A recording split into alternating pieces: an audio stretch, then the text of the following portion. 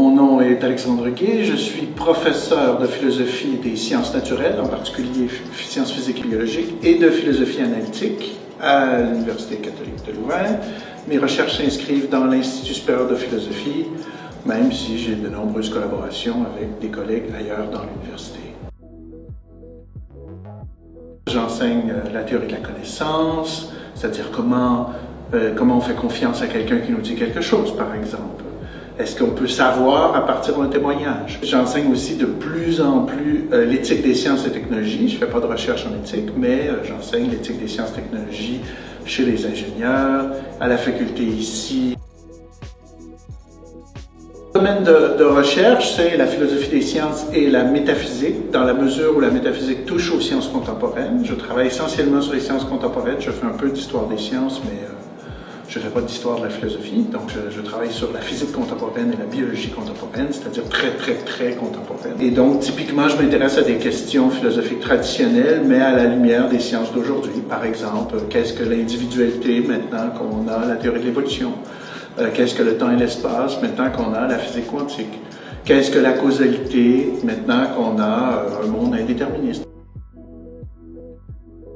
J'ai un projet qui, j'espère, être financé avec mon collègue Charles Pence, qui est philosophe des sciences biologiques, sur lequel on travaille déjà un peu, mais on espère pouvoir engager une équipe. Et c'est sur la notion de possibilité en biologie et en physique.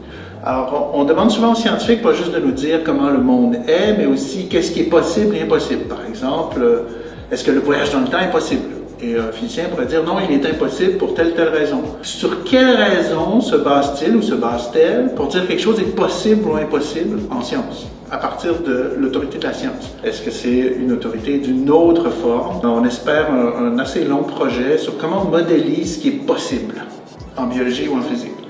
Et en particulier, comment on modélise la nouveauté, quelque chose qu'on ne peut pas anticiper, qu'on pensait être impossible, mais qui est possible. Et donc, comment on fait, comment le scientifique essaie de modéliser quelque chose qu'il ne connaît pas encore. Et ça, c'est particulièrement compliqué, puisque en physique, en général, on présume jamais de nouveauté. Tout est déjà inscrit. Et en biologie, on a beaucoup tendance à dire non, la nature nous surprend tout le temps, l'impossible arrive toujours. Donc, comment réconcilier ces deux intuitions de nos collègues scientifiques à l'intérieur d'un même cadre philosophique?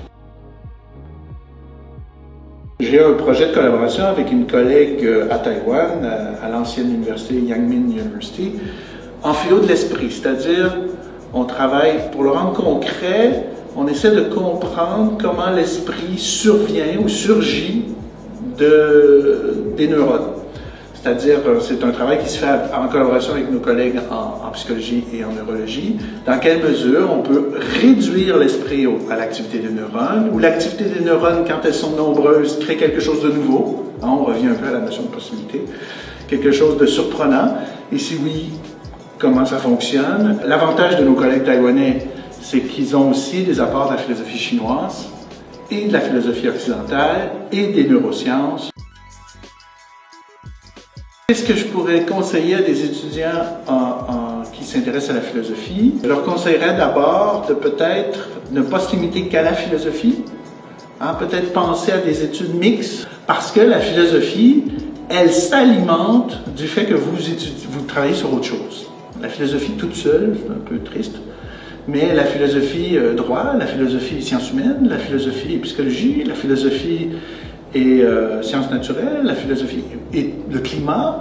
Et ça, c'est très important parce que souvent, les étudiants ont tendance à trop se réduire. Et ici, on a un système majeur-mineur qui permet aussi, qui facilite pour les étudiants de s'intéresser à autre chose.